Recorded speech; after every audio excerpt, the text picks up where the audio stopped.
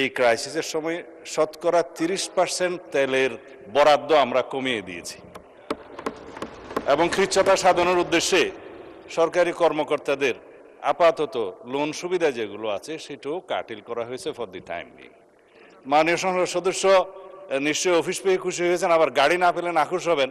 তো সেই জন্য কিভাবে কি করা যায় সংসদ সদস্যদের যানবাহনের ব্যবস্থা সেটা আলাদাভাবে আলাপ আলোচনা করে সরকারি দল বিরোধী দল একটা বিহিত ব্যবস্থা করার জন্য আমি মাননীয় প্রধানমন্ত্রীকে অনুরোধ জানাচ্ছি। ধন্যবাদ মাননীয় স্পিকার। আমি আজকে ধন্যবাদ দিতে দাঁড়ালাম, কারণ বিরোধী দলেরই একজন সদস্য তিনি এই দাবিটা সামনে এনেছিলেন। ট্রেজারি বেঞ্চ থেকে এটাকে কগনিজেন্সে নিয়ে বাস্তবায়নের উদ্যোগ নেওয়ার জন্য আমি ধন্যবাদ জানাই। তবে একটা কথা আছে যে ছোটদেরকে কখনো না বলতে নাই, তাদের আবদারে সবসময় হা বলতে হয়।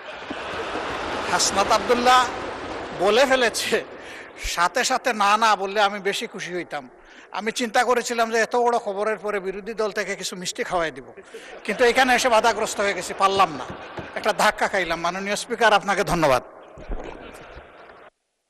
মাননীয় বিরোধী দলের নেতা স্বরাষ্ট্রমন্ত্রী তার শেষ লাইনে বলেছেন যে এটা তারা বিবেচনা করে দেখবেন।